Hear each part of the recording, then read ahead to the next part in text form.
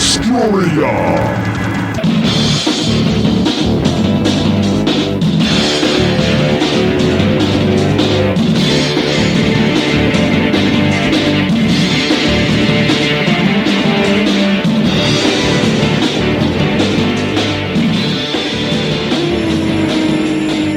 Welcome back, my friends, to the InObscuria podcast, a podcast where we exhume obscure rock and punk and metal, and we put them in one of three categories: the lost, the forgotten, or the should-have-beens. My name is Kevin Williams, that guy right there with the InObscuria t-shirt on, just so we know who we are. That's Robert Harrison. In case I get lost. Yeah, it's also on this big-ass banner right here. Everybody knows who this is. When they see InObscuria, they're like, oh, it's that guy. Oh, that guy. Nobody knows who he is. He's obscure. Yeah, obscure. What's going on with you this week, my friend? Well, I'll just start off by apologizing. I'm sorry. I'm so sorry. All right, I apologize. I'm really sorry. I apologize unreservedly. I offer a complete and utter retraction. The imputation was totally without basis in fact and was in no way fair comment and was motivated purely by malice. And I deeply regret any distress that my comments may have caused you or your family, and I hereby undertake not to repeat any such slander at any time in the future.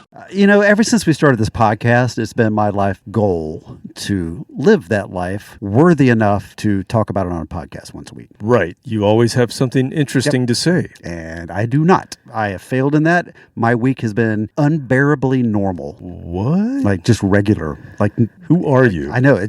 I went to work for an hour and a half today, which is pretty much a record for the past, 4 months? Yep. Yeah, hour and a half. And went to work, came home. I was like, okay, normal people do that. And I got something in the mail today that was very disturbing. And everybody gets this just about. Property tax notices. Oh, yes. I got mine last week. Yeah, I got all of mine today.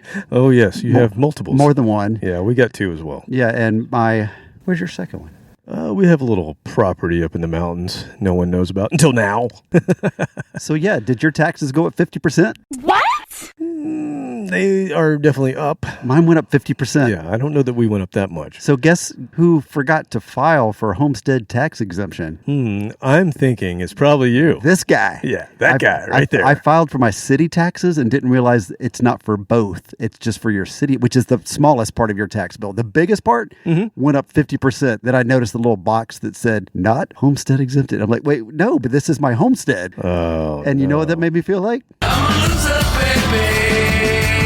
Yeah. So after the couple of weeks ago of being the winner, just winning at everything, and I've just come right back, crashing down to earth in a very spectacular fashion now. And then the tiny fire truck, been making a noise for like 5 months, and finally got around to getting to fixing it. I've been procrastinating. The noise was getting a little worse. So last week I took it apart. The front wheel, took the wheel off, replaced the wheel bearings, ordered new parts, put it back together. The noise was slightly louder.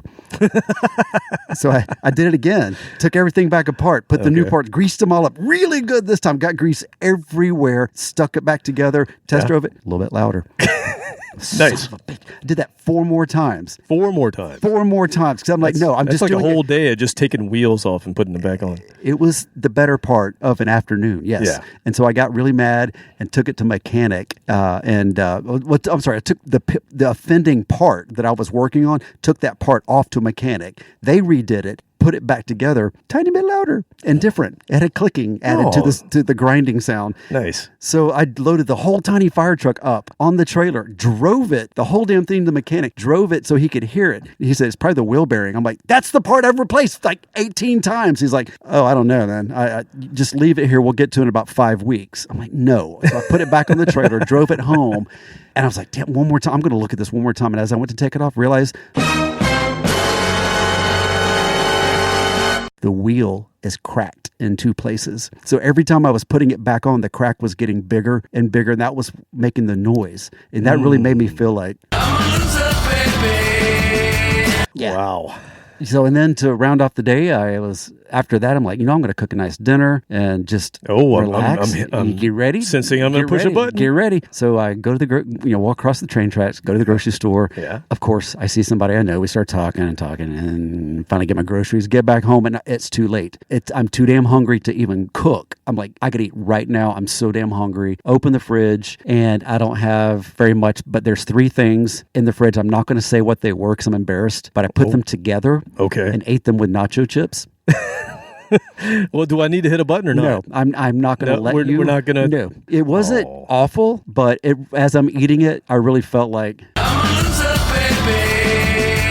Yeah, I'll say what then. So different than last week. I know. You don't have any wins. No wins this week. None. 0. Wow. I used them all up 2 weeks ago. I guess so. I was up, now I'm down. So I don't know, man. Hopefully next time I will have something interesting, but I'm just. Wow. Yeah, that's me. Poor guy. Well, maybe we'll make you feel a little bit better here after you realize you're a loser, baby.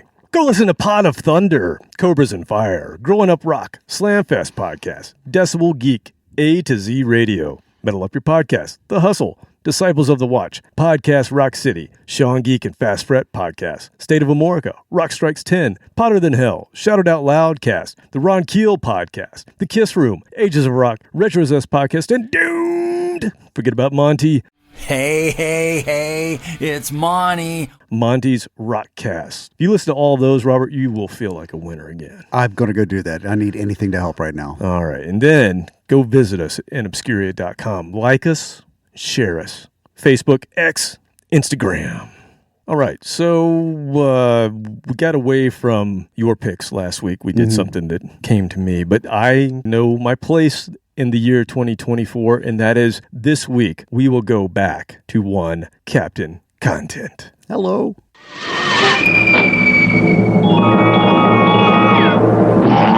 Captain Content.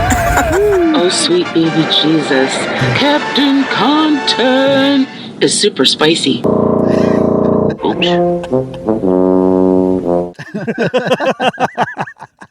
That was quite the montage. Oh, yes. A montage of Mighty K. Is it just Mighty K montage? Is that what you named the file? Yes. Thank you, Kristen, for Yes, sending us all those sound bites that I took out of context. She's and Ms. rewired. Content. Not quite a captain, but Ms. Content. Oh, yes. So we're getting back to the captain this week. And as instructed by you, because you sent me a whole bunch of heavy bands. And this was probably a week ago now. And I looked at like 3 or 4 of them. I'm like, yep, did that one. Did that one. Yeah, we played that one before. Damn it. But one in particular was DRI, Dirty Rotten Imbeciles. You sent this to me. And I love that you sent me, not only did you send me a band that we have done before, you sent me the one song that we played on an episode. Why do you think I liked it? So I knew it was a sign. Yeah. You loved it so much, you were ready to do episode Part 2 of that series. So here's what I have to say to that. Now, I'm not sure. Is that what you want? No, I said, is that what you want? Do you want heaven? InObscuria gives you heaven, baby!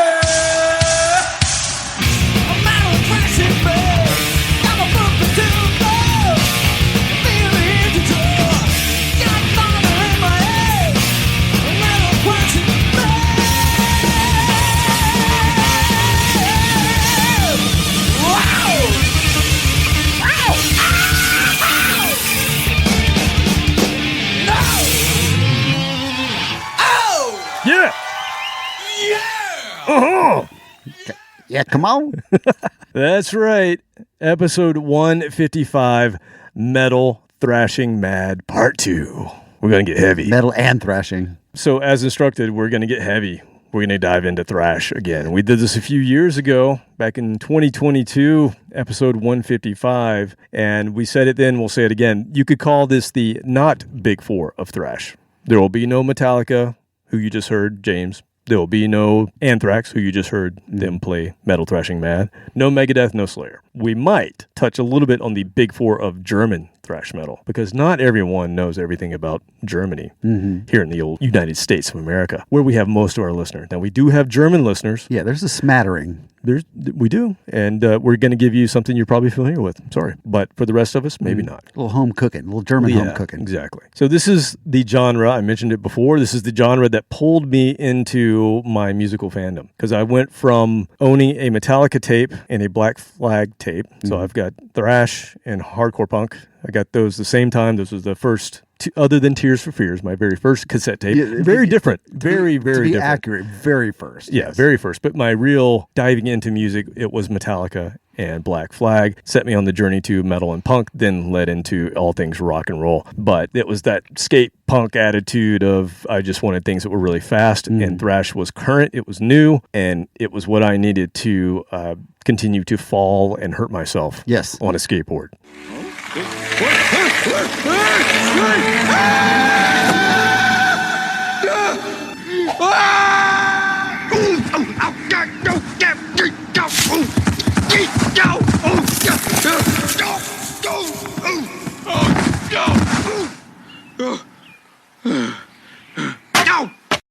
Gets the adrenaline going so it doesn't Never hurt as mastered much. a single trick, but man, I could fall with the best of them. Tuck and Roll. Oh man, I was good at it. How come that wasn't a band name? Tuck and Roll. Well, it is now. It is now. You're welcome. That's your next band.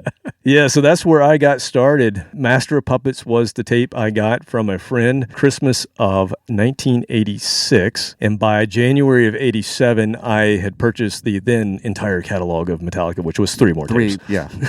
But, I mean, and what a... At $12 each. I don't even think they were that. I think they were like 10, maybe cassettes. 10 bucks. Cassettes. I'm thinking CDs, yeah. No, I had not gotten into the world of CDs yet, but still, $40 at that point in time. That was a lot for me, but entire catalog. Exactly. But I got the entire catalog, and what a catalog it is. If you think about those first 4 Metallica. Yeah, it's the best. And from there, I went on to get Suicidal Tendencies and Megadeth and just everything else that went with it.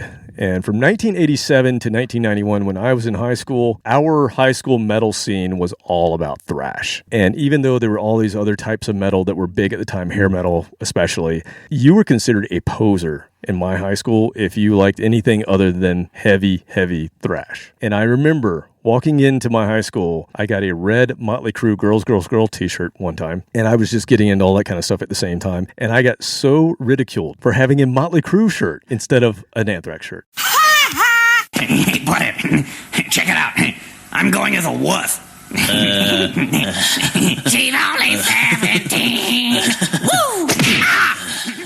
What a dumbass. Yeah, so that's how it was back in the day, but thrash ruled in that time frame. We're going to cover some of those bands, but thrash is still around. That was the height, was the late 80s to the early 90s. The glory days. The glory days, and a lot of those thrash bands gave a lot of the Seattle bands kind of their first big stages as openers, and then that sort of took over, and the thrash went back underground. Yeah. And it's I been remember underground ever since. It was 90 or 91, my friend telling me about Alice in Chains. What the hell did you just say?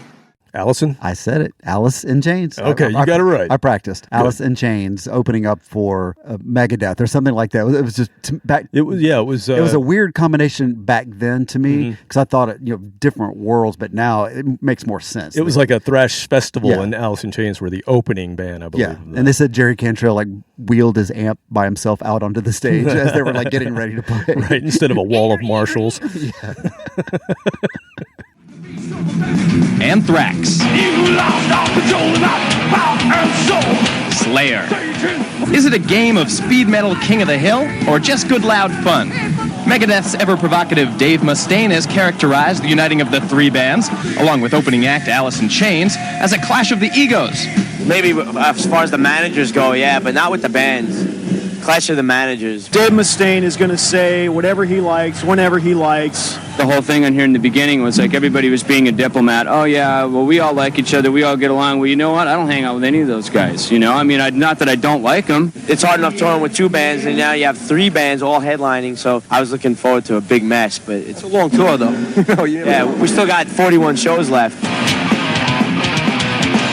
The order of the appearance for the bands changes each night and is never announced. A lot of people have asked us, hey man, you closing, you opening? And I mean, we've been kind of vague about it, but we say we definitely don't open. Alice in Chains always opens the show, but for Anthrax, Megadeth, and Slayer, you find out when the music starts.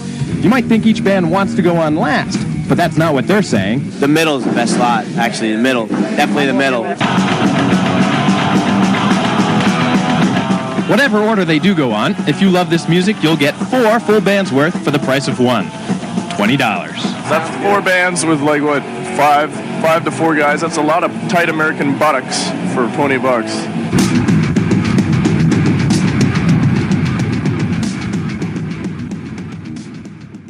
So that dichotomy between the two bands was pretty interesting back then. But your first foray into thrash was Metallica as well, yes? Absolutely. I've told the story. My friends in college were playing this in their dorm room, as in like playing it on the guitar. And I was fascinated because I didn't realize they played guitar. We were in the high school band together, and all of a sudden these guys are thrashing on guitars. And I was fascinated by they're playing both parts of Master of Puppets and things like that, harmonies and everything. And then about 2 years later, Black Album comes out. So I'd already started percolating on the old stuff and going, I think I like this. Yeah, what is this? Okay, the video caught my attention, and then bam, the Black Album, then the concert. My very first large format concert was that tour. Was that in Florida? Yeah. Tallahassee. Yeah, and the first time I saw headbanging en masse, like the entire arena, the opening song was Whom the Bell Tolls. Yeah. And all of a sudden, everybody, I'm like, what the hell's going on? What is this? Why? Oh, did y'all practice this? Did you get a memo? Well, how did you know to do that right then at that point? You're in time? unison. I know, this is cool. We did this in marching band, but not headbanging. But yeah, then I got into it. So there was a very quick turnaround, and then I was hooked. Now, did you venture further than Metallica, or did you just kind of stick to Metallica and Maiden? No, I didn't really venture as in going to buy the music, but in Tallahassee, we had a rock station that was metal. And it was a brief period of time where metal was just gaining in popularity right before grunge just took the top off of it. What was that station? Do you remember? Hell if I know. It was a rebroadcast of somewhere in Texas, I think. Oh, I see, yeah. But so it wasn't actually local, but it was broadcast local, and you could pick it up, on your radio, but it was metal. And so I was getting educated in a lot of thrash heavy bands. They didn't play hair bands, but they were playing like true metal. Yeah, true metal. And of course, I'd never heard of most of this stuff, and I'd love to go back and find their playlist. I don't even remember the name of the radio station though, but it wasn't Metal Shop, was it? On Metal Shop. The only show with teeth.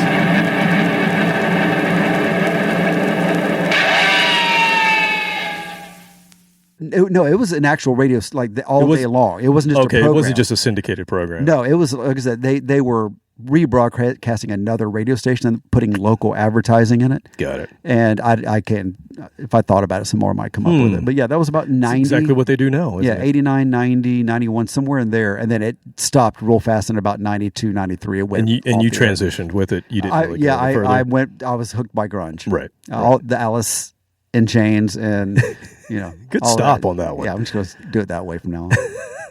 Pause.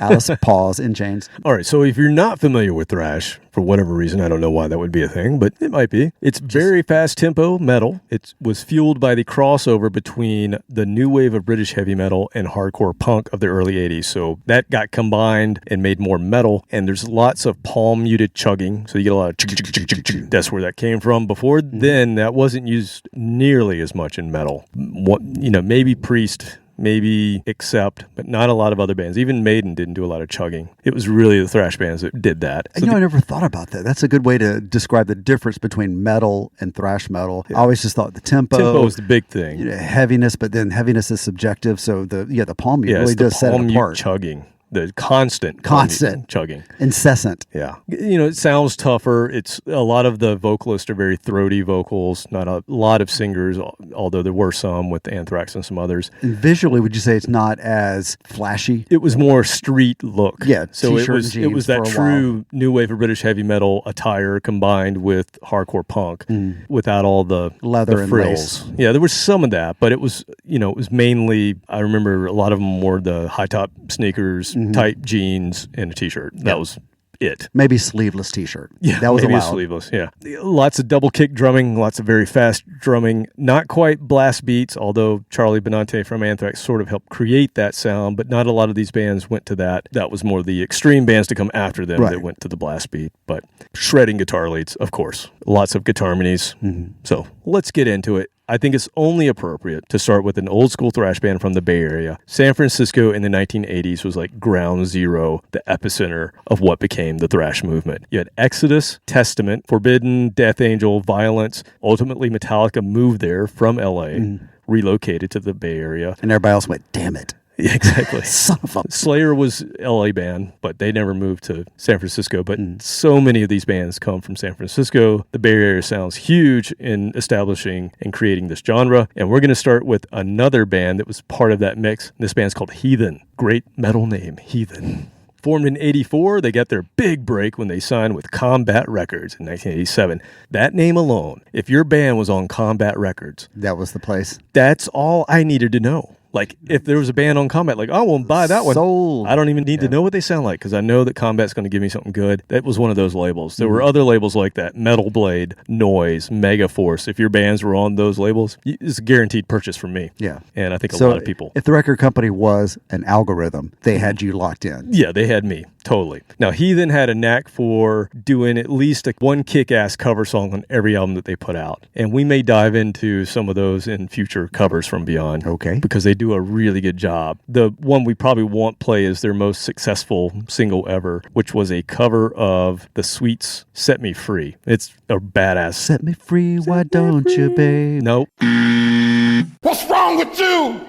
Not that one. Not that one. Not that one at all. That video for them got some pretty good rotation on MTV's Headbangers Ball. Now, were you a watcher of Headbangers Ball back in the day?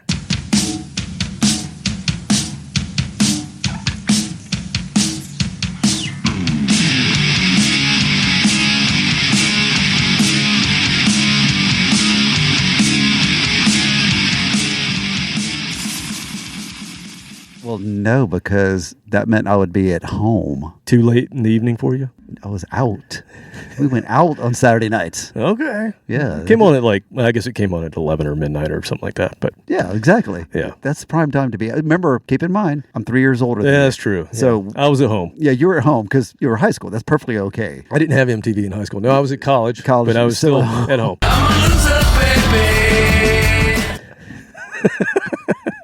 Sorry. No, actually, I used to get Headbangers Ball. A friend of mine used to record it. VHS, yes. And send it to me. Exactly. Bring it to school and say, here you go. Here's this week's episode. Partying, living your life at 11 o'clock on a Saturday night. Of course you were out. So in 87 and 88, they toured with Megadeth, King Diamond, Testament, Exodus, Sabotage, Zoetrope, Dark Angel. Do you know what a zoetrope is? I don't. What is a zoetrope? I actually know what that is now. Oh, check out the big braid. I know, but I'm not going to be able to describe it. It's like an amusement park ride that you just look at. So you've seen like the tilt-a-whirl as it goes around. So imagine something, a contraption like that, and you put a strobe light on it. So as it rotates, you just see one particular spot. So it's like a live animation. And so the example that I saw, a couple of examples at Burning Man, there was basically, it looked like an entire ring of monkeys hanging from a bar. But as it went around and the strobe light flashed on it, you could see the monkey moving along. Yeah. And then there was another one with a skeleton and a canoe or a kayak or whatever it was, and he was paddling.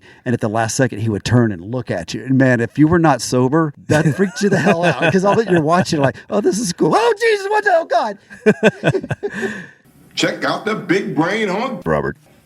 You're a smart motherfucker. That's right. And Zoetrope was actually a good band to play on this episode because they're an obscure thrash metal band from Chicago. But Decibel Geek has already played them in the past. So we're going to not play Zoetrope because they did a Chicago episode and that was a band they played. Okay, I'm going to go let the air out of their tires just for that. Yeah, absolutely. Camaro's Camaro will be flat tired. So their initial run as a band was 1984 to 1993, which fits in perfectly, which was when thrash was the big. Heyday. Yeah. They only had 2 albums in that time, unfortunately. They reunited again in 2001, and they still tour off and on to this day. They've released another 2 records since then in more recent years. So we're going to go all the way back to their first album, 1987. Here is some thrash to wet our palates here tonight. Pray for death, Robert. Pray for death. Dear Lord. Dear Lord. Oh, Lord. Oh, Lord. Oh, Lord.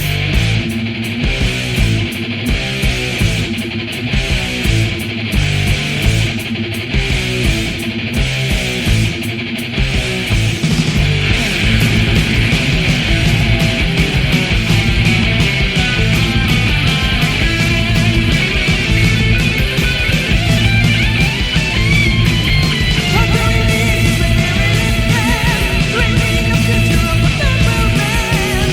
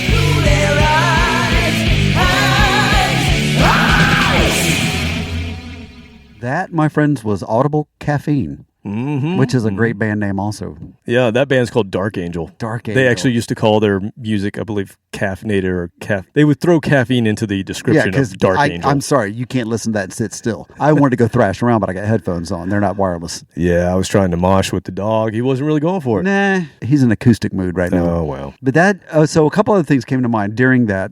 If you're going to describe thrash metal versus regular metal, the vocals in a lot of the early thrash metal had kind of a reverb to them. And there wasn't a lot of vocal harmonies. There were some guitar harmonies. But at the very end of that one, they did throw in a little bit of vocal harmonies. I think they were just doubling it. So it wasn't like the huge vocals that you would get in some metal songs and other just hard rock. Or the power metal that was kind of like fast also, but had more operatic. There wasn't a lot of operatic singing. Yeah, and he's not talking about witches and Dungeons and Dragons shit. Yeah. So that, to me, obviously, is, like I said, the vocal reverb that's in a lot of those early Metallicas that way. It just has that certain bounce to it after he sings. That's product of the 80s was reverb. Yeah. I mean, the other things, so he was more of a singer than most of the thrash bands that we will listen to. Yeah, some were just almost spoken word. Yeah, Joey Belladonna from Anthrax, a singer. Yeah. This guy was more of a singer. The rest of them, for the most part, are pretty throaty. There aren't a lot. Yeah, they're going to just tell you about it. Yeah. Oh, man. I think the dog just let one go. Yeah, it was the dog.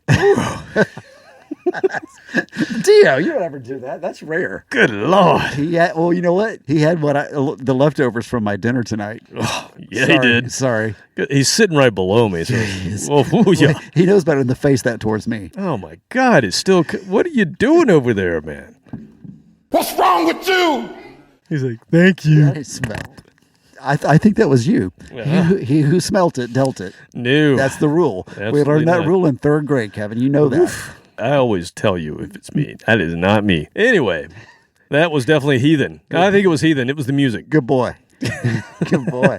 He's got his butt pointed right at your face. At me, yep. He's looking at me but laughing. So the other thing that listening to Heathen made me think of was I mentioned that in my high school, it was all about thrash.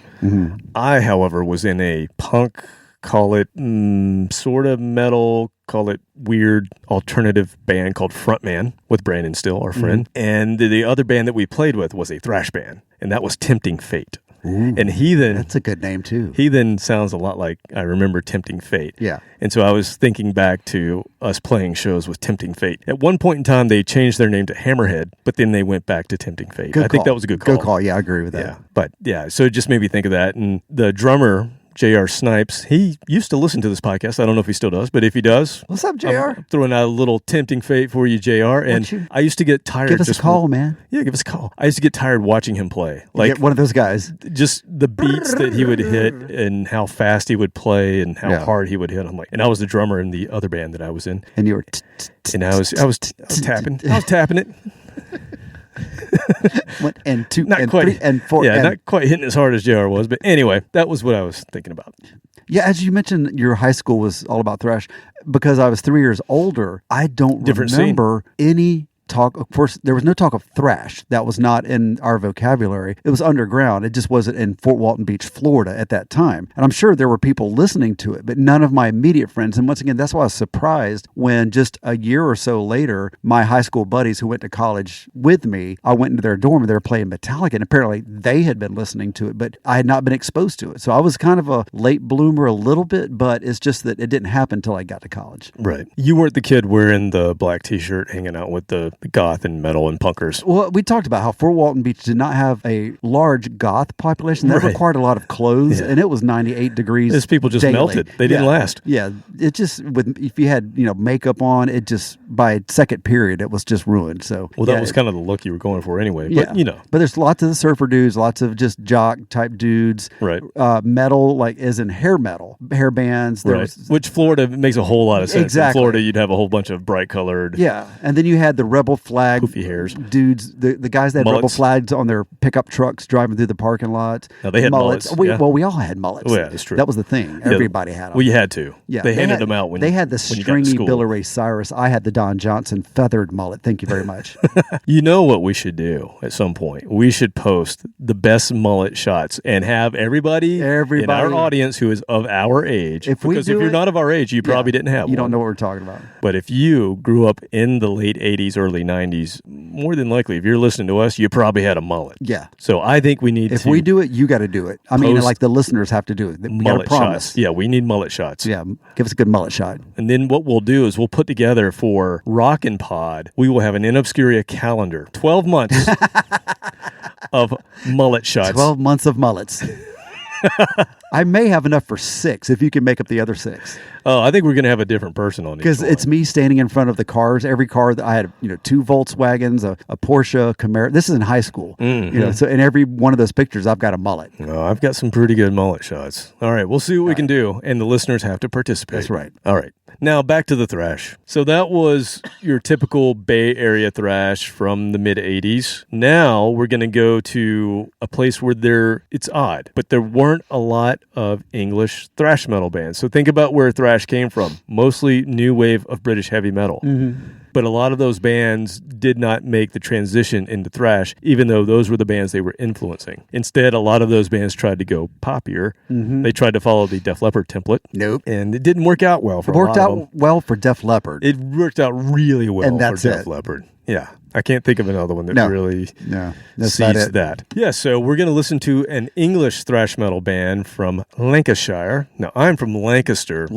South Carolina. So I'm pretty sure that's where the Lancashire name came from. I'm thinking the origin for Lancaster is probably Lancashire. Stir versus Shire. I don't know. I don't know. Sounds for real. good. Sounds good. A bunch of them came over on the boats. That's what as I'm they thinking. say. Mm-hmm, mm-hmm. Allegedly. Yeah. Again, not a lot of English thrash metal bands. We're going to play one, though, and this is one from the same time frame. This is a band called Xentrix. Originally... It sounds like a sinus medicine. It does. Do you know what Xentrix is? You knew Zoetrope. Do you know Xentrix? Actually, yes. It comes from the Latin derivative of the suffix of the word. What the hell did you just say? Awesome. Yeah. That's what I thought. Exactly. I was going to say the same thing. I'm glad you said it. Yeah, so original name for this band, Sweet Vengeance. Sounds very new wave of British heavy metal, doesn't it? Yes, it does. Yeah, so so sweet. They made the transition, unlike most of their peers, I'm thinking. They were a Nawabum band, and then they decided to go thrash, so they changed their name to a very thrash-sounding... I think it was cool if you're a thrash band to have an X somewhere in your your name. Yeah, yeah. So Xentrix. My band before frontman, you know what our name was, right? Thorax. No, I went. I was going. I was going through all your band names. I'm like, Zorak. Thorax. You know what a thorax is? It's the chest area. Oh, I was thinking throat, but yeah, no, you're right. Chest. It's the chest area. Yeah. So our band's name was Thorax, and then... That sounds like a Dr. Seuss, but that's Lorax. It sounded a little too close. Well, I didn't even think about that, but we were like, maybe that sounds a little too close to Anthrax. It was like you were going to get sued from Lancaster, South Carolina. Well, we knew we were going to be so big that... Oh, you were thinking down the road. We were thinking ahead. Yeah, you don't want to get so far and then get sued by Anthrax. Or turn out like a friend of ours, Jade... State of Man. Yes. So we know people that had that issued down the road, and you were smart. See, you were ahead of your time. So we changed from Thorax to Frontman. Yeah. So much better. I was thinking Minor Earth, but that was not No, that was college. Down the road. Yeah. Anyway. Thorax. Xentrix. Thorax could have played with Xentrix. Would have been a good bill. This band's actually badass. So they were part of the underground metal scene in the late 80s in the UK. So like I said, the Nawabum bands gave way to this scene, but in the UK, it was underground. It wasn't it was so weird. Yeah. You go to the States, thrash is huge. UK, it's still an underground thing. Very bizarre. They've since been labeled. Now, this is what happens. People like to label bands, obviously. Yes. A lot of this going on. There's the Big Four we mentioned earlier. Mm-hmm. For some reason, because there's also a Big Four of Germany, now every country has a Big Four. Has a Big Four all of a sudden. And I'd never heard of this, but apparently Xentrix has now been added to the Big Four of English thrash metal, along with Acid Rain, Onslaught, and Sabbath. Now, Sabbath? Sabbath. Way too close to Sabbath. I agree with that. They should have changed their name. They weren't thinking ahead like you were. Yeah, good band though. Onslaught and Sabbath. I'd never actually heard Acid Rain, so maybe that's one we'll dig into. Name, and Rain, it's like Reign of Terror. R-E-I-G. Oh yeah. R-E-I-G-N. You got it. Sir. Nice. Very well done. Don't maybe use it in a sentence. But this is Anthrax. 4 albums, 89 to 96. They split up in 97. Again, they ran a little bit longer than most of them. But they reunited off and on since 2005. They've released 2 more albums in more recent years. But we're going to go back to 1990 when thrash was just exploding on the scene and really getting into the mainstream with Metallica. So Metallica, Megadeth, Anthrax, Slayer, probably never really mainstream, but the other 3, yeah. Absolutely, because their top 40 station in Tallahassee was playing Metallica. Especially when they announced the concert coming through. That was amazing hearing that on just top 40 radio. Well, if this band had just moved to the States, maybe they could have been there too. So here is their song from 1990 called The Human Condition. The name of the album is For Whose Advantage?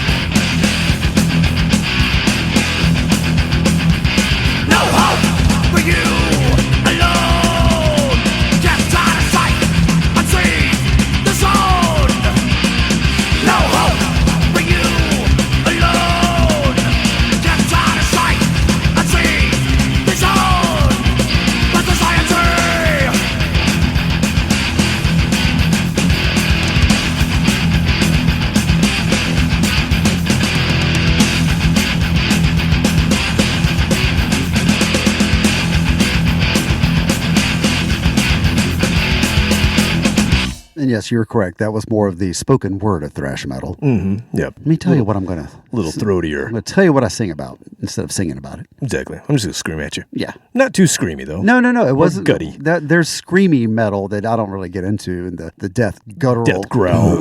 Yeah. That I don't get. Don't get it all. No, there's only a few bands. I don't get it, but I admire the guys that can do it because I admire the girls that can do it. Oh, God, yeah.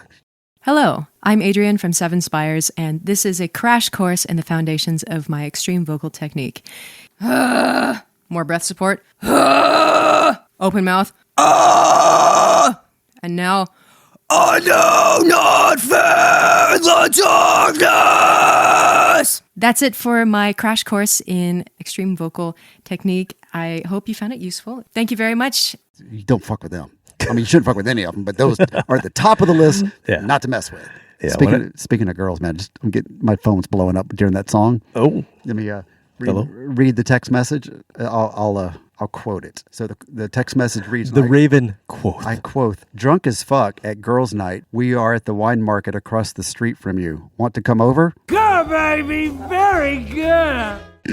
Well, folks, that's it for tonight. Good night. Gotta go. Sorry to cut the podcast short, but so hurry up. No, just kidding. My response was, "Hey, can you make it to the firehouse?"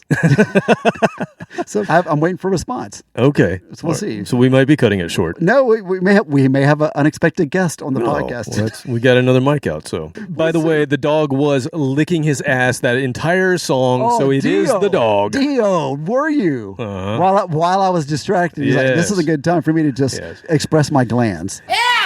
He was going for a full clean of the situation. Now you're not a dog owner right now, but do you know what it means when people talk about the dogs having to express their glands? I don't think I do. You don't want to. Okay, well, let's not go into it then. Yeah, it has to do with glands and expressing them. And a veterinary doctor, offered to show me how to do it one time to my previous dog. And I said, "Dude, we have to live together. We have to look each other in the eye. I will gladly pay you $50 to do it. Let me just tell you right now, I got cash money. You go ahead. I'll leave the room so while you do it also." I'm just going to go ahead and say it. I've dropped in Express Yourself in the background here. Are you? So anyway, but hopefully he does not need that. But that's a bad sign when those two things that have happened tonight happen. Needs a little expression. I mean, they're dogs. Dogs do this normally, but when it happens, now I'm going to have to watch. And if it happens several times in the next couple of days, he gets to go to the vet for 30 seconds of this vet doing something that I'm not going to do. And if you have a dog, you know what I'm talking about. Well, that's not going to happen. Well, that leads in nicely to the next band, who are called Hazard. It's big biohazard, yes. There's not thick enough rubber gloves in the world for me to do that. So we're going to talk about this band. There has been a resurgence in the last 10 or so years with thrash bands. And there's bands like Municipal Waste, Havoc, Warbringer, and the one that we played on our last Thrash episode, Evil. And there's also Evil. You had to put your pinky to your face. Exactly. I just put my pinky up. Yes. And then there's this band that formed in 2012 in Calgary, Alberta, Canada. Originally called Forsaken, they changed their name to Hazard X, and then finally changed their name to Hazard, the way that they spelled Hazard. Hazzerd. Hazard. It's from South Canada. Roberto, it's pronounced Canada. Yes, do you know why? Because there's already a Japanese and a Swedish thrash band named Hazard, spelled the normal way. So, okay. So well, Canadians are smart, and they just changed the spelling, and they could use the name. They are smart. Now, we've actually featured this band before, or I should say I've featured this band before. Our third most downloaded episode of all time is episode 59, Shallow Graves. It's the end of the year solo show that I do. I have no idea why the 2020 episode is number 3 on the old download list, but this band's on it. Maybe that's the reason. Think about what was going on in 2020. Good point. A lot of staying at home doing nothing. Good point. So I think that was probably one thing. And then also, you know what? Maybe we were the cure for boredom. That was early on in our career. We probably sucked pretty hard. And so instead of listening all year long, they just listened to the end of the year recap, thinking, you know what? This is the cliff notes for InObscuria. Yeah. We're just going to catch up. And then the next year we got better. Yeah. I listened to a couple shows and they weren't so good. So I'm just going to wait until the end of the year, see if they get their shit together. A little bit better. Yeah, maybe you're right. Maybe that's what it is. It's my theory. Did you know there is a big four of Canadian thrash metal bands? How about that? This band's not one of them because they're a newer band. But yes, Voivod, Sacrifice, Razor, and Annihilator. All awesome names. I've heard of Voivod. We played Voivod before. It's just you enjoyed Voivod a lot. Oh, good. Something rang a bell there. You know what? I'll send you an email saying, hey, we should play this band. I'm sure that's coming how up. much I like them. I'm sure that we should feature this It'll band. probably be the exact same song that we've played. I hope. By the way, before we get into Hazard, what made you dig so heavily into the thrashy heavy stuff lately? Was it the work on the car? Working on some heavy metal? You needed some heavy metal? No, I don't know. You get in these little so you'll see me a group of bands or songs that are in a certain type of genre. Yeah. And this was last week and it was all thrash and heavy stuff. I was listening to some jazz of all things. Went out with we had the jazz concert in my house and sold out, and then went out with a jazz singer that I met at said jazz concert. By the way, she was from Canada. Oh, yeah, good. Saskatoon, yes. Sasquatch, sure. Canada.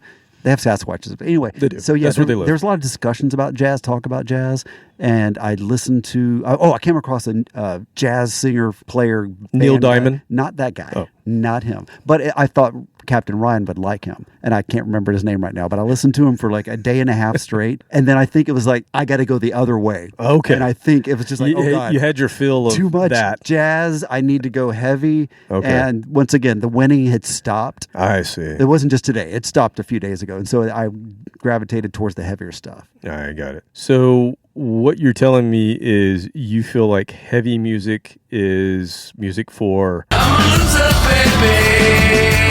I don't agree with that. I'm not sure about that. When you're not winning and you're losing, you're not real happy. I see. Thrash music goes well with unhappiness. All right. Well, I think this band you will like then. Hazard, young dudes, only 2 full lengths in 2017 and 2020, which is why I played them in 2020. They just released 2 new singles maybe a month ago. I'm not going to play one of those because I don't own them yet, but I do have the 2020 album. I'm going to play, last time I played a instrumental. This time I'm going to give you the full band here. This is Sanctuary for the Mad.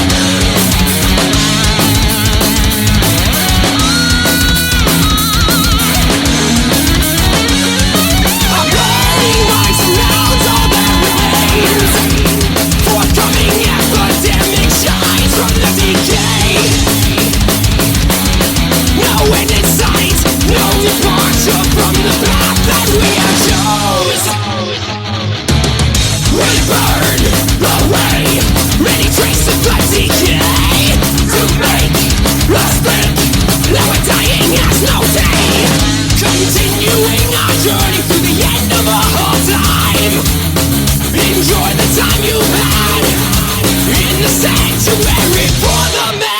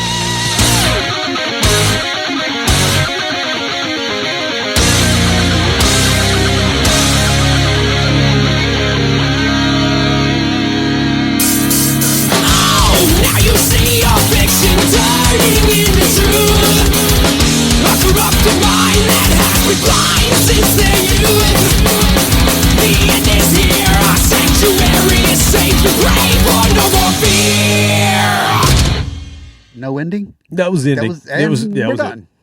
We're done. So once again, as I'm listening, I'm thinking of the differences between thrash and just metal. That had that galloping beat that Iron Maiden. Yeah, that was almost a little power metal but to me. 10 times faster. But yeah, then the way they so think of the Trooper. Yep. You take a dive, but it takes 2 fireman's coming ready through, waiting for the next attack, better stand and turning back. Yep. That's basically what it was, but faster. The drum beat set it apart from just metal. And of course the vocals. And that came out in 2020. So these are younger guys interpreting all this stuff that happened before they were even born or while they were kids. That came out in 2020. It could have come out in 1991. Totally. The other thing I thought about as I was listening to this is I couldn't be in a thrash metal band because I'd have to practice a whole lot. Oh, wow. How do you even... These guys are good. I'd make it... There's not a single band 30 seconds where the guitarist is not impressive. Up. Yeah. It is a guarantee. You can't fake it in thrash metal. No. Like I did. It's fast. It's exact. Yeah. The reason we weren't a thrash band. Exactly. Yeah. Oh, I need a little slop. Slow down. I can do some slapping. Punk rock. That's the way to go. Yeah.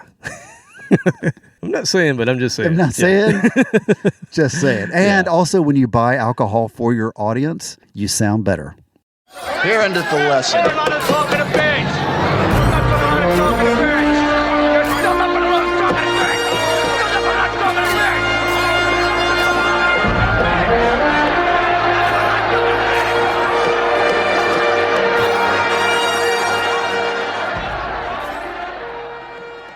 This is true. We bought beer for our audience on occasions. And we had a bucket in front. Bucket of beer. And it said swill. Yes. And we would give you the finest, cheapest beer that we could buy. That we could scrounge together and completely blow our bar tab for the night, and we would break even. The BJP swill bucket. Yep. The famous, go up to the bar owner and go, we're here to get paid. And he's like, thank you. Oh, okay, good night.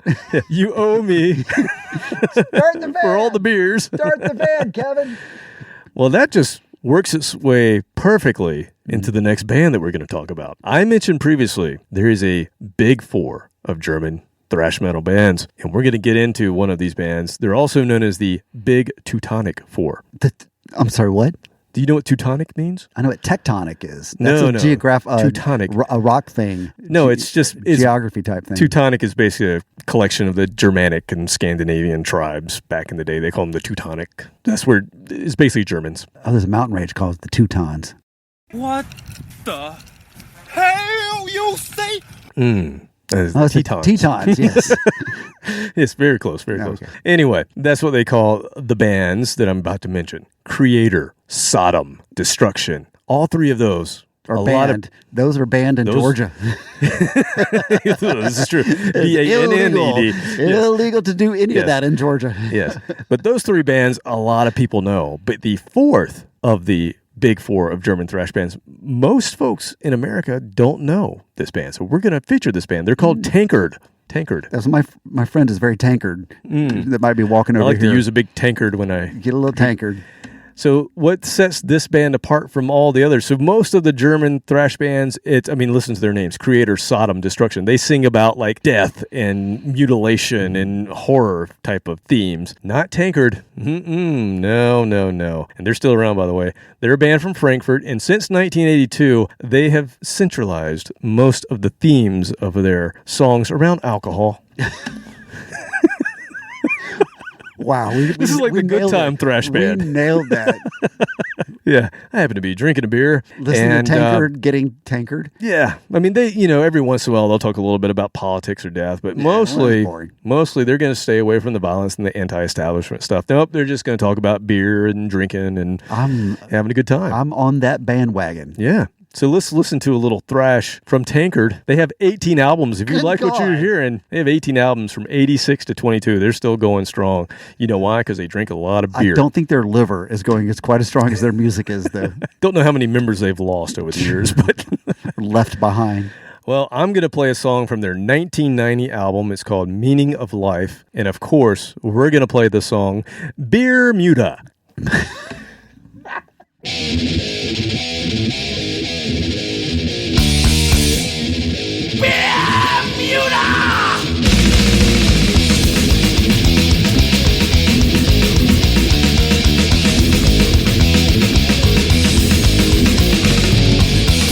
To my frustration, I've gotta get away. Don't wanna stay in this one place, getting crazy and day by day.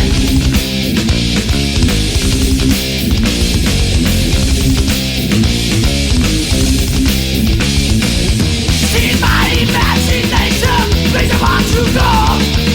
Night far away, I'm in almost west warm on a beer street slow. Sending me to the deep blue ocean, the world takes my screaming blue. Nobody runs, it's against the law. God swimming, waiting up for y'all. Easy living makes it feel right. It's paradise is mine tonight, mine tonight. Wanna go to Bermuda, but my soul loves the fun. Wanna move to Bermuda. I wanna live in Bermuda, living up in the tropical sun. I wanna go to Bermuda.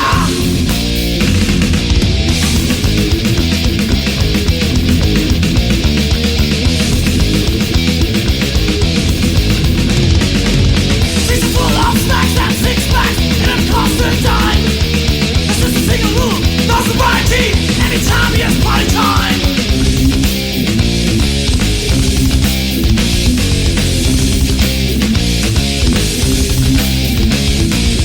Nobody thinks about tomorrow. Good times never stop. Another summer sky, getting really high. You're thinking till we drop.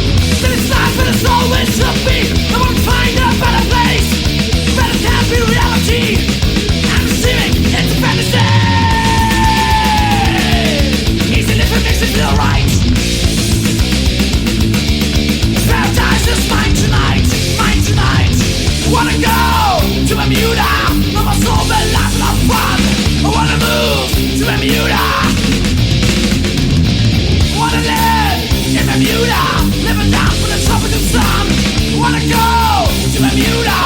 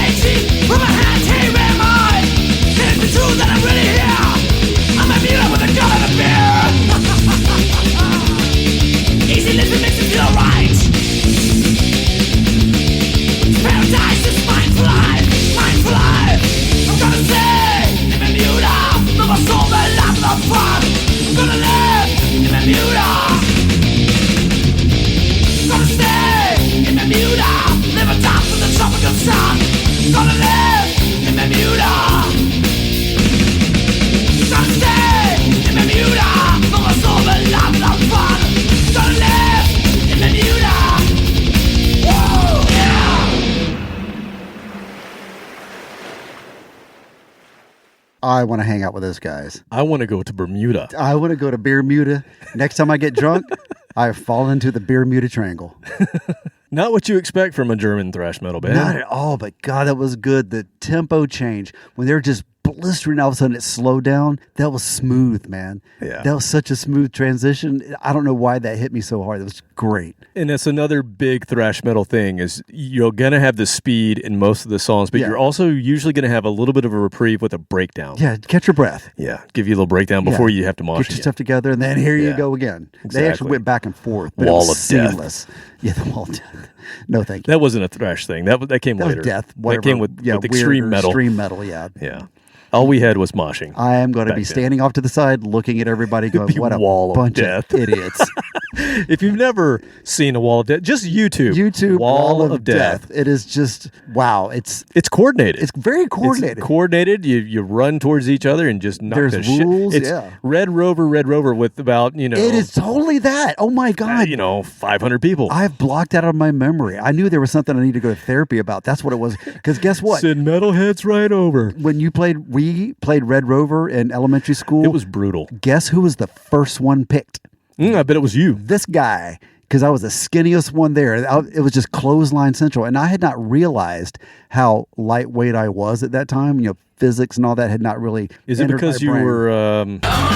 Yeah. And there was always this lapse in memory. I would hear Red Rover, I call Robert, and I would run, and then things would go dark. Clothesline. Well, things would go dark, and I would wake up looking at the sky going, oh, look at the sun. And it was, if you don't remember this game, we played it in the 80s, the 70s, 80s. Yeah. And basically, you held arms, right? Held hands or arms. Or it was like locked arms, and then you would yell across at another team of folks, I don't remember, it was like 4 or 5 at least, who also were locked arms, and then you would call one over. Red Rover, they had to break through. So-and-so right over. And they had to break through. And if they got through, I don't remember what happened. Well, no, you would start off with the same number of people. Oh, and you then get more people. If you broke through, you went back to your side.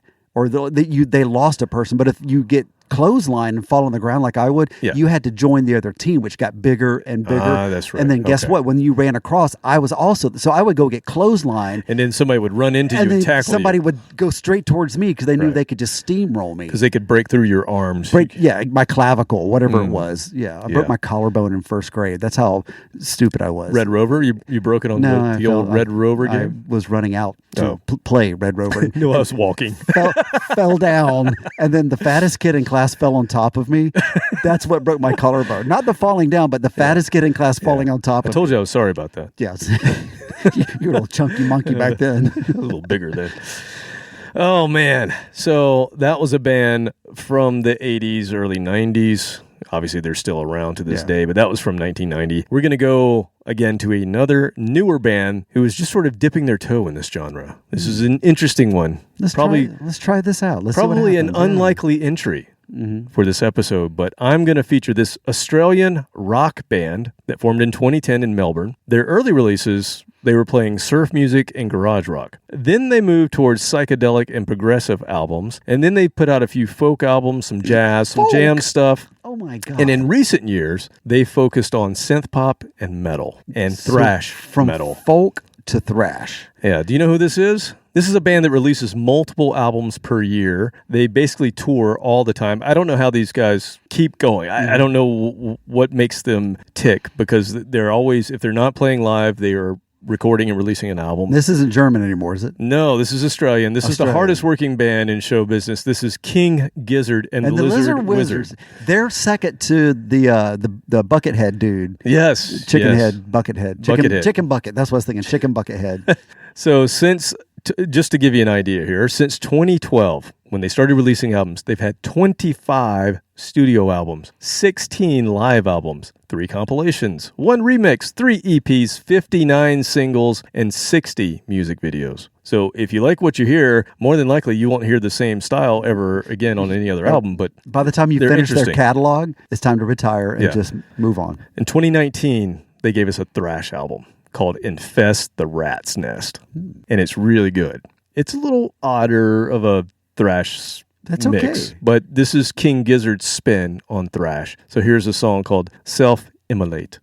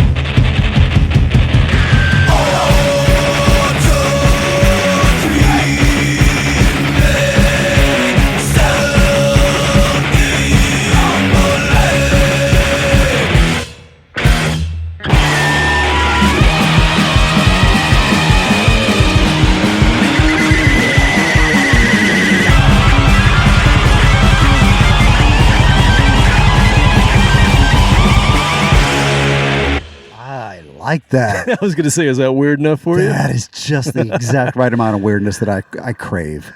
So if you like that album, they put out one last year. So they have 2 metal albums out of the whole list of those I've different listened types to a of lot genres. of their stuff, but I've got a long way to go. I did not finish their catalog at all. 2019 Infest the Rat's Nest. Check that one out. I think I got into their folky stuff and was like, I got to go. I got to do something else. Man, I don't know how they do it. Coming back to that. They literally can release 5 albums in 1 year. I don't understand that. I don't know how. So it was called self-immolate. Self-immolate. And if people don't know what that is, that means you're basically pouring fuel on yourself and lighting yourself on fire out of protest, usually. Check out the big brain on Robert.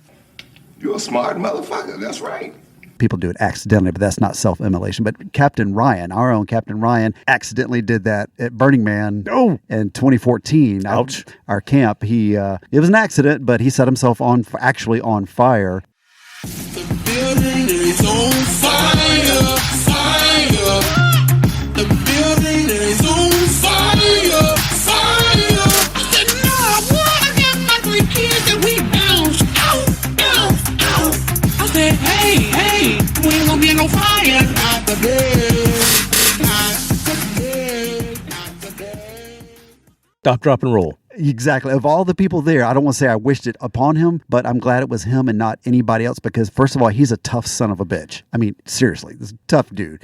But he stopped, dropped, and rolled. Like, just dropped it instantly. I had my back turned when it happened. We were doing a circus performance, and I had my back turned. I was talking to the audience at the time, like interacting with the audience. It happened behind me, and it happened so fast. He stopped. Somebody sprayed him with a fire extinguisher, and somebody else had a emergency, like a fire blanket. And we were fortunately trained. People were paying attention and did exactly what they're supposed to do when they saw this. And so they took him behind the scene, behind the curtain. Yeah, behind the curtain. So I never saw it until after the performance. I saw an ambulance pull up. How bad was it? It was pretty bad. They took him to the hospital at Burning Man. So Burning Man has a temporary hospital with actual emergency room doctors because stupid stuff happens. Second-degree burns? I think it was second on his chest, his arm, his leg. Like, it got all over him. But, at Burning Man, they don't give you pain medicine.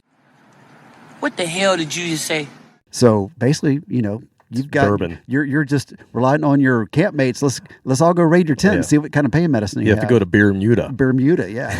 But anyway, so it's a horrible thing if you ever see footage of it. But it's a deep subject. But to turn that into a thrash metal song. So the cover of Rage Against the Machine's first album is the monk. Yes, in Vietnam. I was going to say in Vietnam. That's where Tibet. Maybe Tibet. Both. I mean, they did it in Vietnam to protest that war, but I'm sure the Tibetan monks also. But that's kind of where they would sit down and light themselves on fire. Holy Jeebus, yes.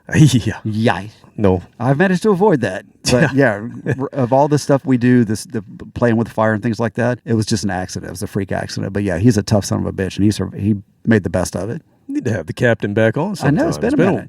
He is traveling out west. If he listens to this a week later, he's already back home. But he took one of his big sculptures out west somewhere, I forget. But he needs to come back and enlighten us. Come back from his world journeys. He journeyed. He got the pirate ship back on the road for the first time in a while, and they were in a parade last weekend, I think. But I had the jazz concert and the same thing. So normally I'm one of the crew members on the pirate ship, but I couldn't do it because I had prior commitments. But I miss that. That's some of the good. That's my favorite times ever was being a doorman on the pirate ship. Kicking people off. Making them walk the plank. Walk the plank. We do. We have a plank on the side, and you have to get out.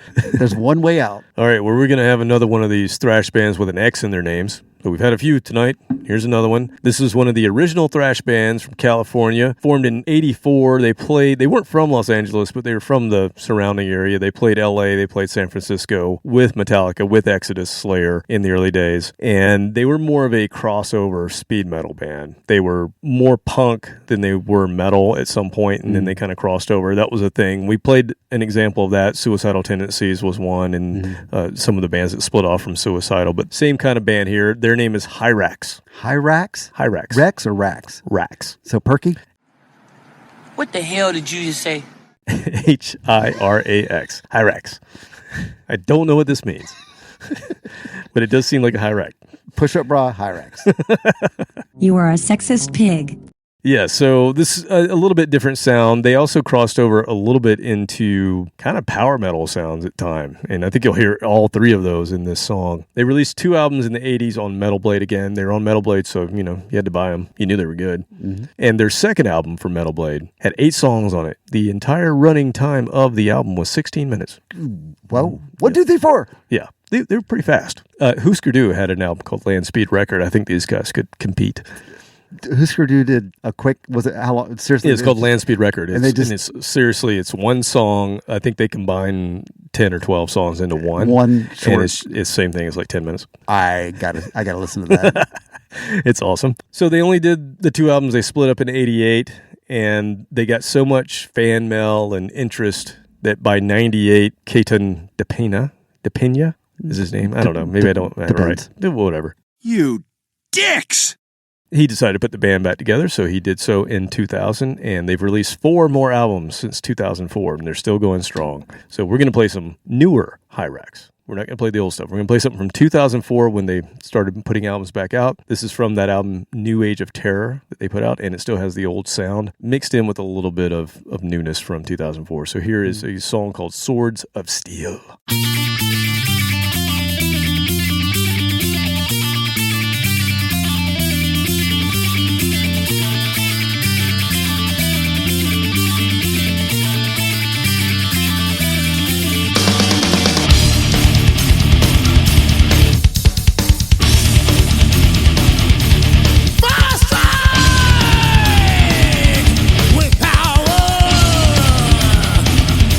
Crouch again!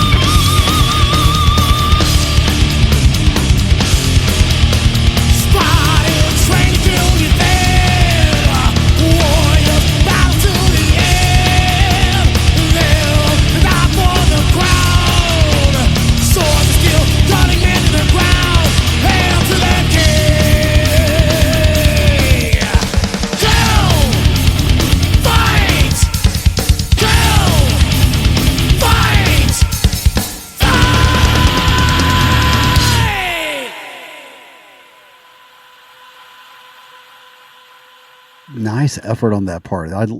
It kind of went back and forth between just metal to the thrash metal, then back to just metal. A little groove metal in there too, kind of that late 90s stuff. And I wouldn't have known what year it was recorded until the lead kicked in. And then, like you said, that sound, that tone is like, oh, okay, yeah, that's kind of 2000s. 2000s. Yeah, not my favorite, but it's okay. Yeah, not my favorite. But the rest of the music sounded like it could have been recorded at any point in time. It's still kind of crossover, so it still sounds like the band that you sent me, Dirty Rotten Imbeciles. It has that same kind of sound to it. Another band that are still around, still touring, still out there. Suicidal Tendencies, The Accused, those were all bands that were sort of more crossover than they were just straight thrash, and that's what Hyrax is as well. And it seems to be a pretty good representation of thrash bands that are still around after all these years, which is rare compared to grunge. And hair bands are all to the point now, God. If they're still around, it's with completely new members. Yeah, maybe it's the singer or something like that. But yeah, they for some reason they took better care of themselves. I don't know. They practiced a lot, didn't so maybe do they as were much inside heroin, more. I don't slightly less heroin. A lot of beer. I think that's it. Thrash. All right, so I'm going to end with, of course, a Seattle band. Of course.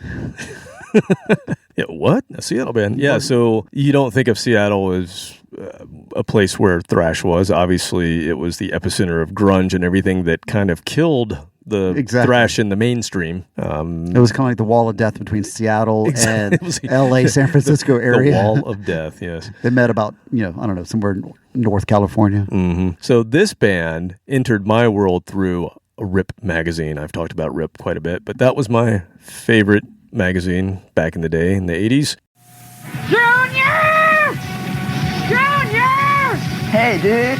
Have you seen the rad first issue of Rip magazine? What's going on in there? It's got raw power and rebellious rock and roll.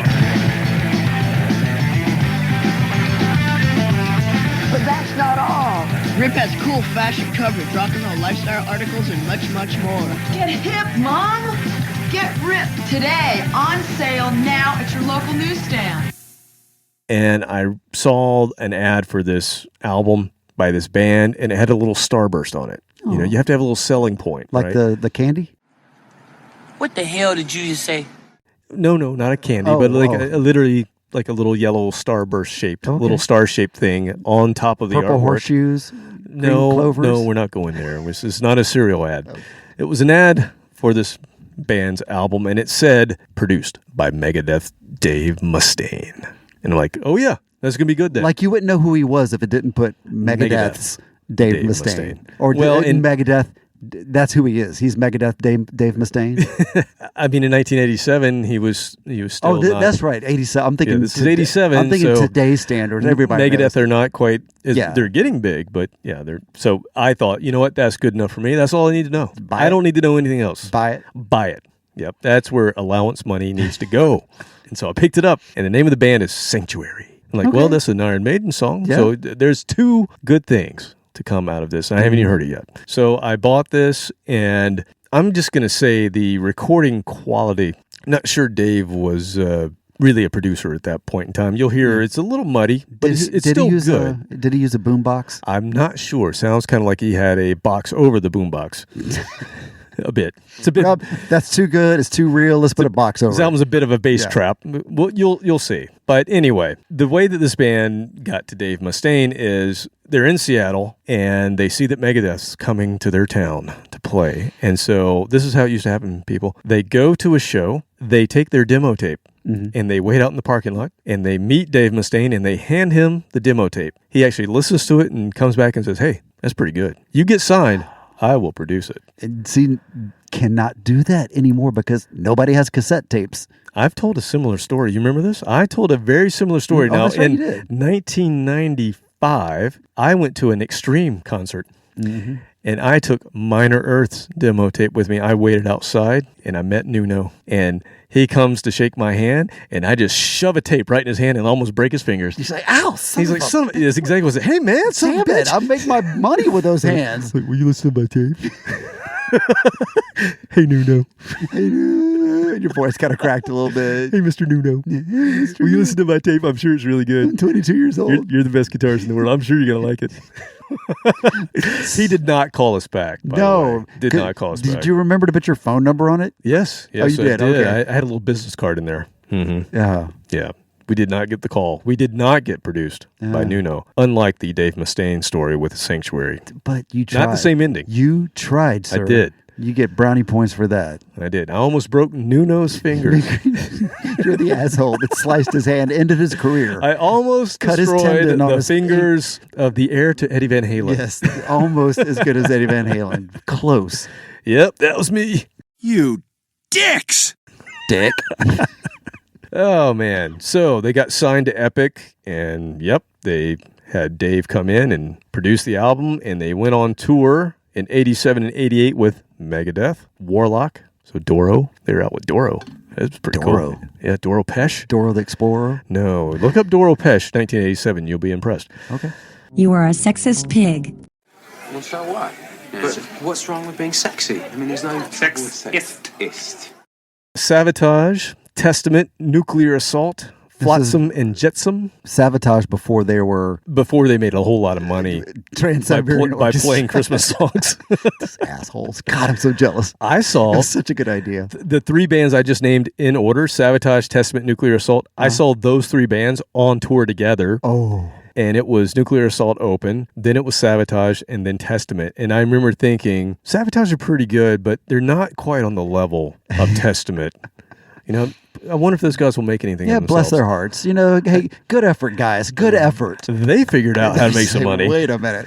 We don't have to tour all year round. We got to tour for 6 weeks. They did one instrumental on one album, a Sabotage album, that was a Christmas instrumental, and they're like, wait a minute, people really like this. So their first one wasn't the big hit that we know now, or was it? It is. It is. So that was their big hit. They re-released it when they became Trans-Siberian Orchestra. And that's the song. It was on a Sabotage album. Then they re-released it, and they did a whole album, of Christmas stuff, and they've been going ever since. Nobody else figured that out, man. Yeah. Such a good idea.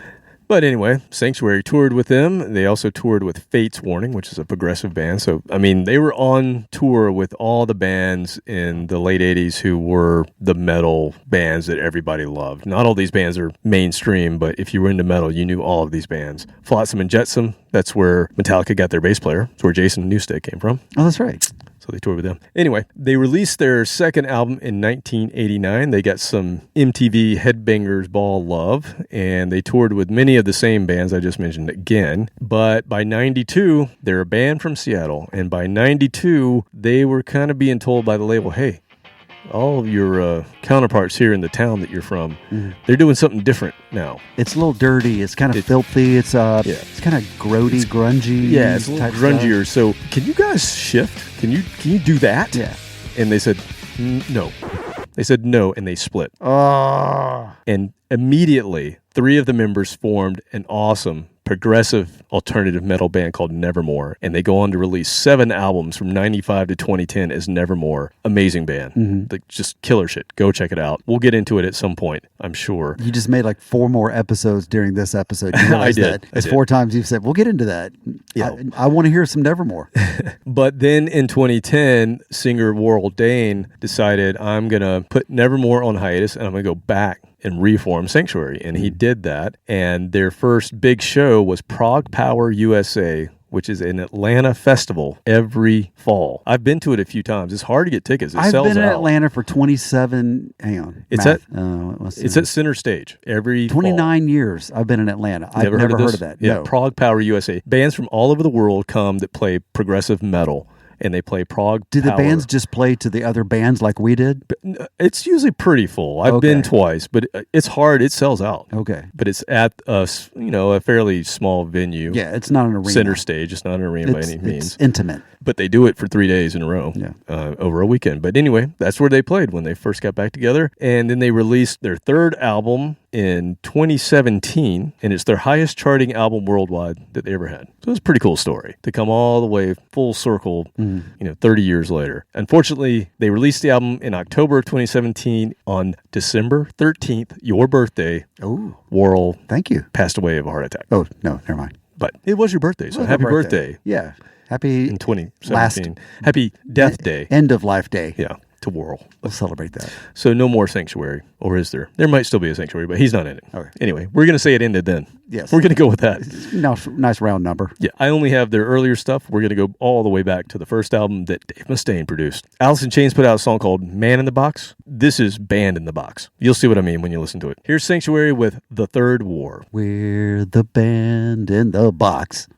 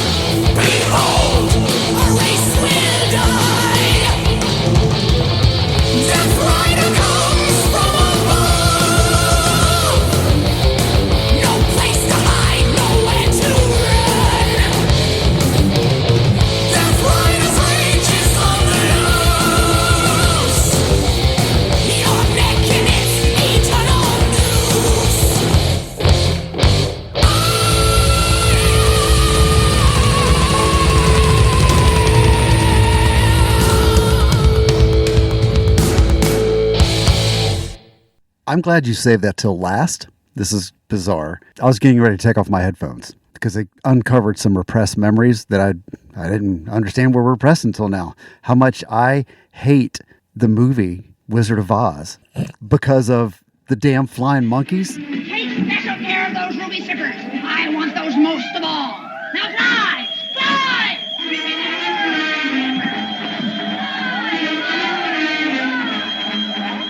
This brought out the monkeys. The green witch flying around. Yeah. Death Rider comes from above, and like the scream at the very beginning of that song, that screaming banshee voice, that freaked me. That I'm like actually tense listening to that. I don't scare you know that. Yeah. I don't scare easily, as in like, you know, haunted houses and stuff like that. But that song, for some reason, that voice and that song, all I could think about was those damn flying monkeys and the green-faced witch. Oh my God, I cannot wait until we do. I've Nevermore should have been huge. Fuck.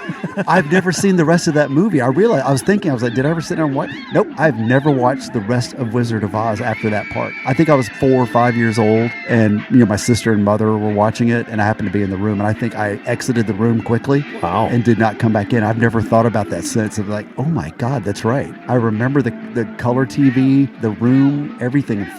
This was Pensacola, Florida at that time. So you never did the Pink Floyd Dark Side of the Moon to Wizard of Oz? No, we always talked about it. I never had, you know, a CD player at the right time or a VHS player at the right time. I never had a copy of it. It's a good thing you didn't. You would have been freaked out even more. Well, it was just the first part. The first part of the movie is fine. Okay. Gotcha. The first, 15, 20 minutes, and all of a sudden the green, I don't know, the green witch shows up and all hell breaks loose. I'll get you, my pretty, and your little dog, too.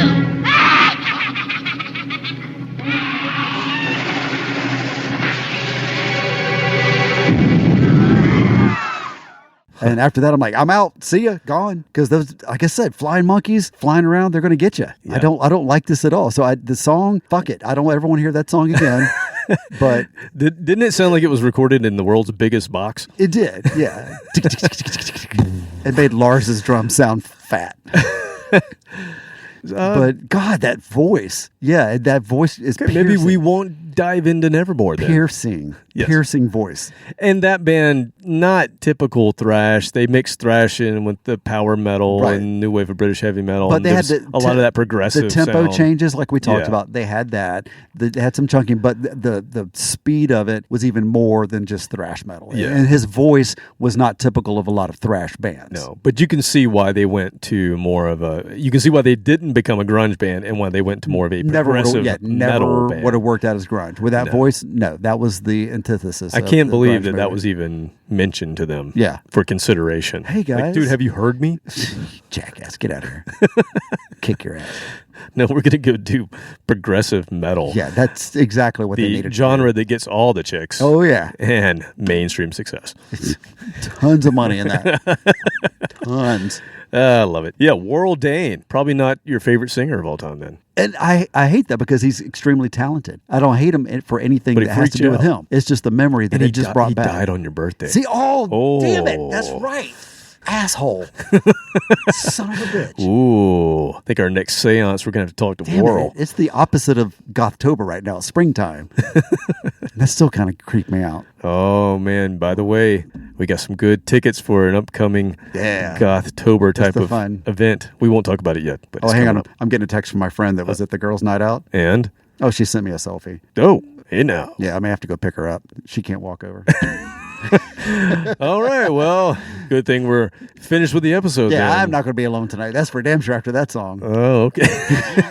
Flying monkeys. Yeah. All right, well, that's what I got for you. Sorry I freaked you out here at the end, but I think that's appropriate given that we were covering thrash metal. It was fine. Yeah, just remember Bermuda. Go back to Bermuda. Go back to that rewind. Yeah. All right. And I got one thing to say to you. Yes. Ground turkey, cheese, and condensed cream of chicken soup straight out of the can. Oh, my God. It wasn't bad, but I'm not proud of it. I'm sorry. Yeah. Oh, that sounds horrible. Eaten with nachos, chips.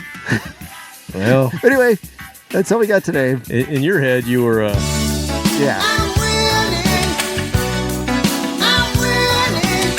But no, you weren't. In reality, I was not. No. All right, well, until next time, people. See ya. Later!